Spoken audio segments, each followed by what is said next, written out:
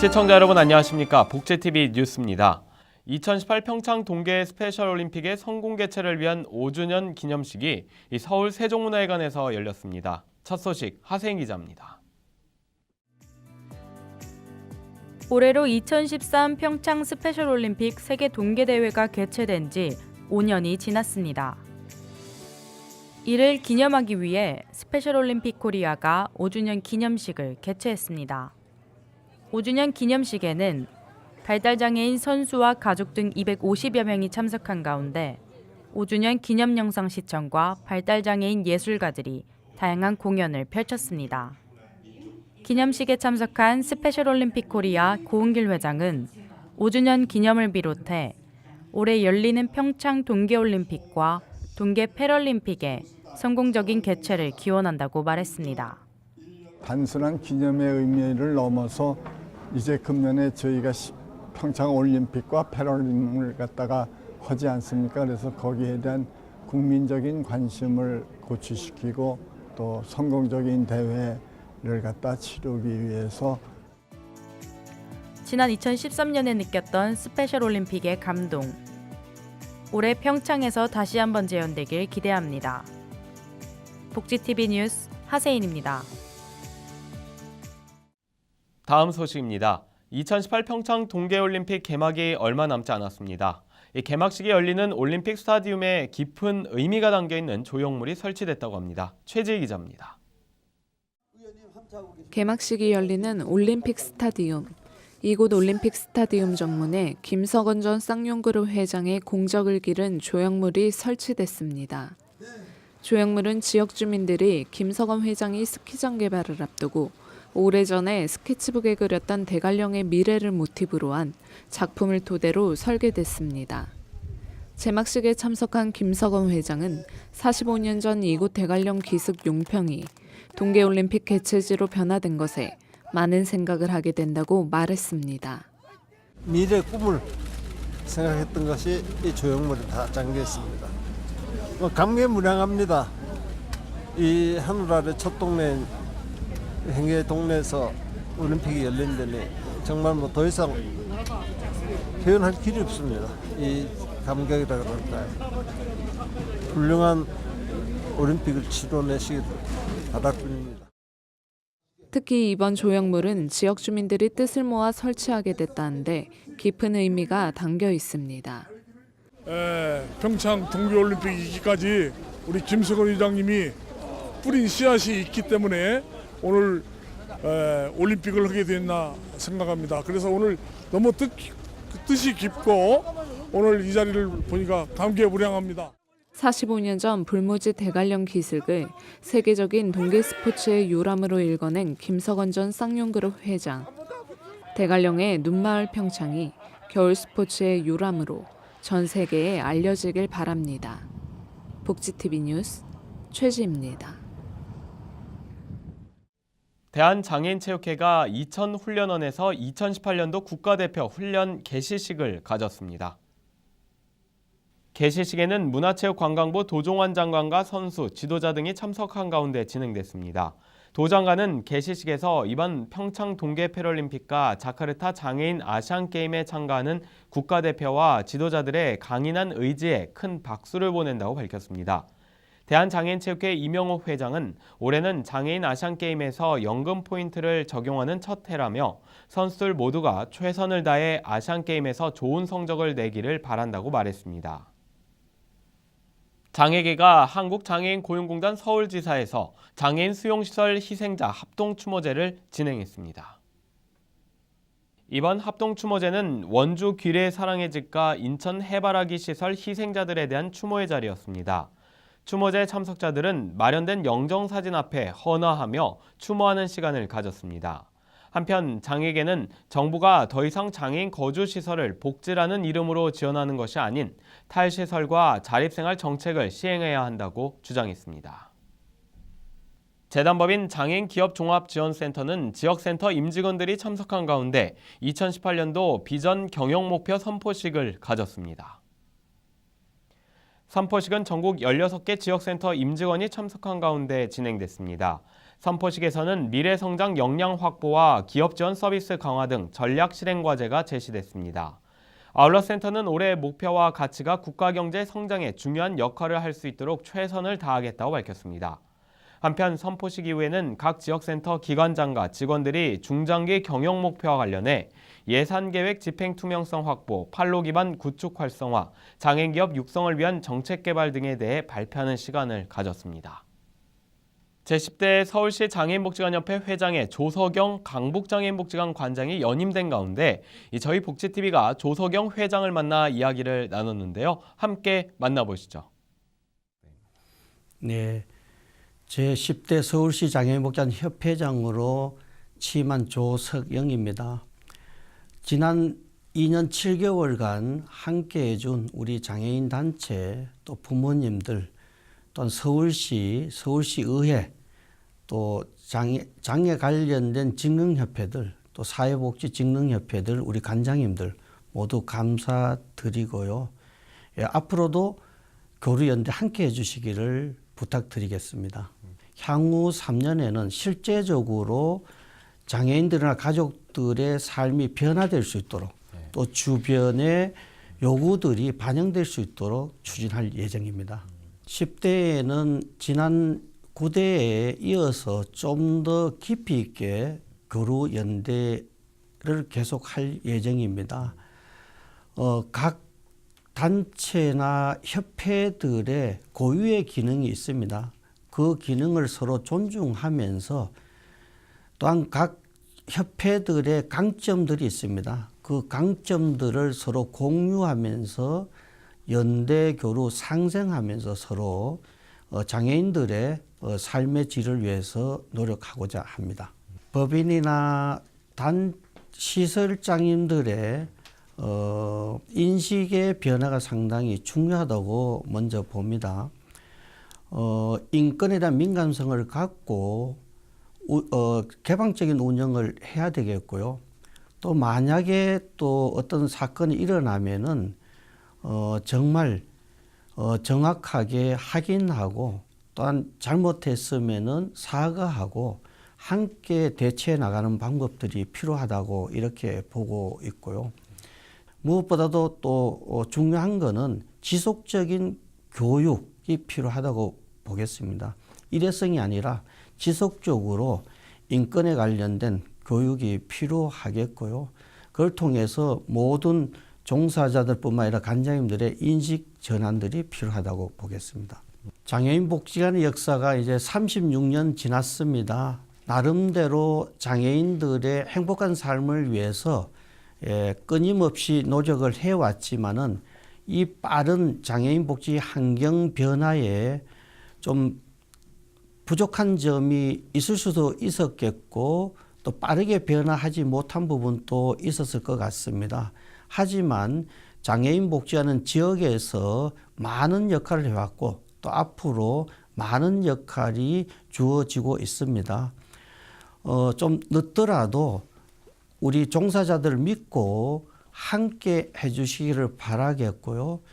예. 지금까지 서울시 장애인복지관협회 조석영 회장과의 인터뷰였습니다. 2월 말부터는 대학교에는 새학기가 시작되고 입학식도 열리는데요. 이 장애대학생들의 학교 생활을 돕는 장애지원센터. 오늘은 충북대학교 장애지원센터를 가보겠습니다. 이재영 기자입니다. 벽 한쪽에 글씨가 적힌 작은 포스트잇들이 나란히 붙어 있습니다. 제일 먼저 비슷한 공감대를 형성하고 다른 장애에 대한 이해라는 문구가 눈에 들어왔는데요. 이곳은 충북대학교 부속시설인 장애지원센터로 장애 학생들에게 편의시설을 지원하며 상담을 비롯해 학습, 진로, 생활, 이동 지원 등 여러 가지 맞춤 지원 프로그램을 시행하고 있습니다.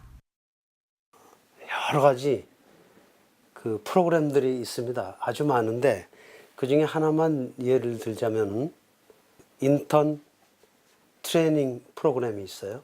그래서 그 예를 들면은 충청북도에 그 직접 그 인턴십을 받는 코스가 있어요.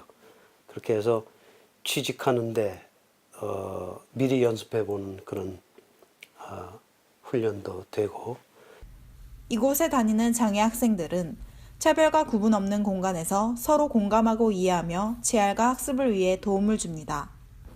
특히 장애지원센터에서 유독 눈에 들어온 것은 베리어 프리 룸인데요.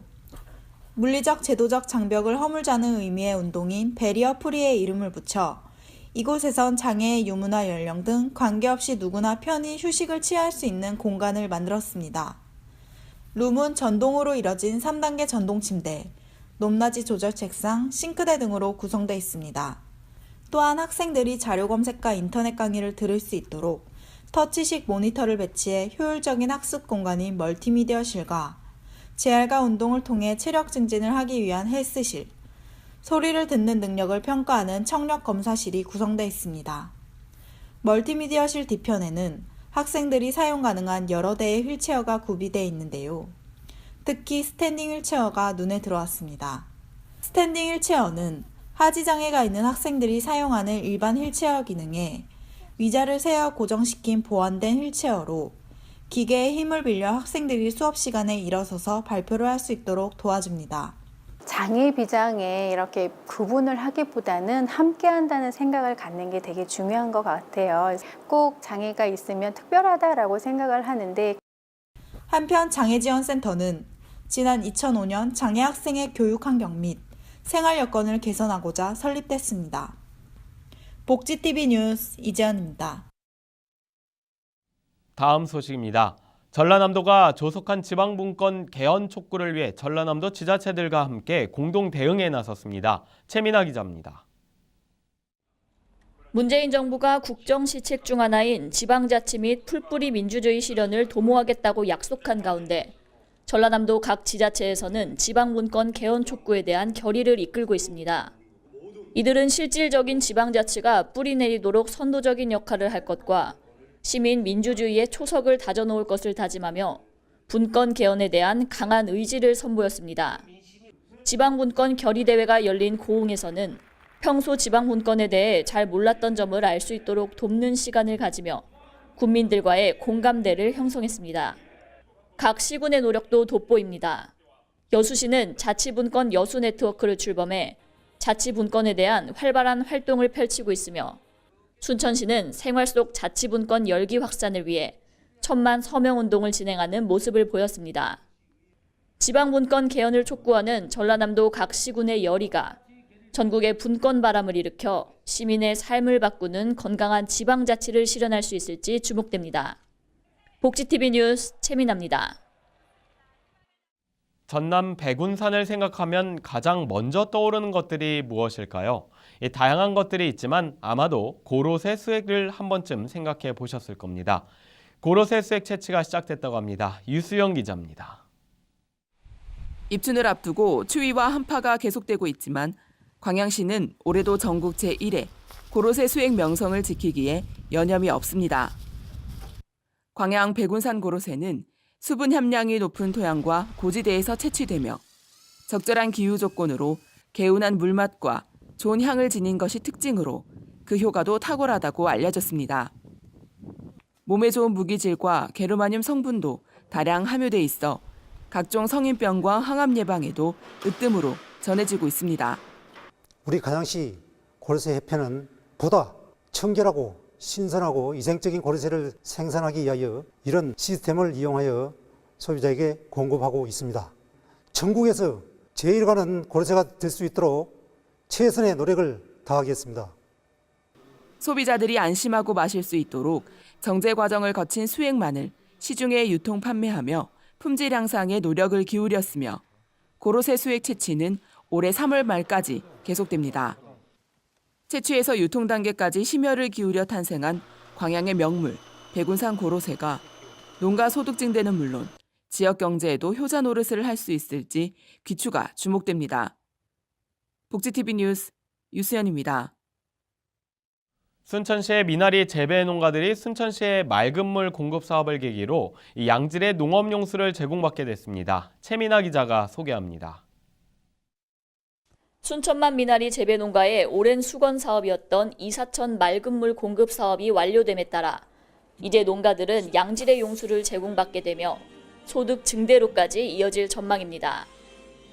그동안 재배 면적이 확대되며 친환경 재배에 어려움을 겪었는데 이번 사업을 통해 순천만 인근 도사동을 중심으로 89농가에 하루 2,000톤의 하천수를 공급하게 된 것입니다. 현대화 자동화에 중점적으로 투자할 계획입니다. 영농일지 작성 방법에서부터 다양한 교육을 실시해서 전 농가가 친환경 인증이 획득할 수 있도록 최선의 노력을 다하겠습니다. 순천을 대표하는 고소득 전략 작목인 순천만 미나리는 향이 독특하고 비타민과 섬유질이 풍부해 소비자들에게 큰 인기를 얻고 있습니다. 복지TV 뉴스 최민아입니다. 무술년 새해를 맞아 여수시가 미래가 더 기다려지는 도시로 성장하기 위해 힘쓸 것을 다짐하며 이 신년 기자회견을 열었습니다. 기자회견에서 우선 여수시는 해양 관광 활성화에 따른 여수의 도시 브랜드 상승, 시민 소통 활성화, 청렴도 도내 시단위 3년 연속 1위 등 이 한 해 동안의 주요 성과를 밝혔습니다. 이어 2018년도 최우선 시정 현안은 시민 중심 관광 정책으로 관광 활성화의 혜택을 여수 시민 모두가 누릴 수 있도록 만들 것을 약속했습니다. 이 밖에도 여수시는 자치 역량 강화와 일자리 창출, 시민 건강권 보호도 강조하며 시민과 함께 성장하는 여수의 면모를 보이겠다고 말했습니다.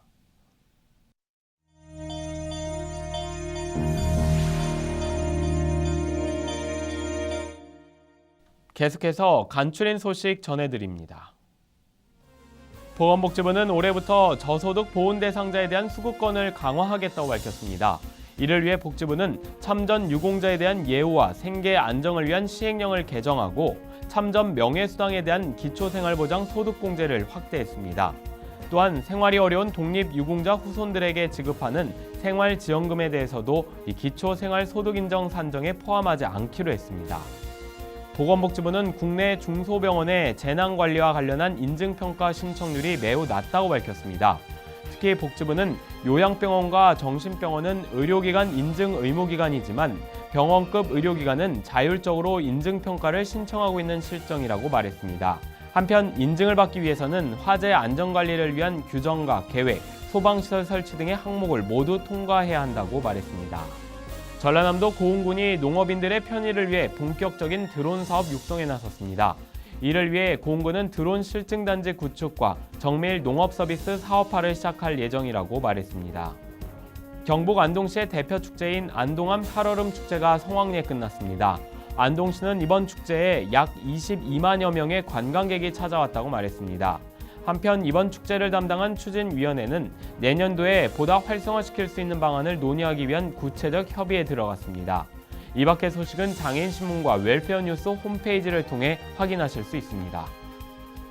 2018 평창 동계올림픽과 동계 패럴림픽의 개막이 얼마 남지 않았습니다. 국민들의 관심이 강원도 평창과 강릉, 정선으로 모이고 있는데요. 저희 복지TV와 장애인신문, 웰페어 뉴스도 이번 동계올림픽과 동계 패럴림픽의 성공 개최를 위해 함께하겠습니다. 시청자 여러분의 많은 관심 바랍니다. 복지TV 뉴스를 마칩니다. 시청해주신 여러분 고맙습니다.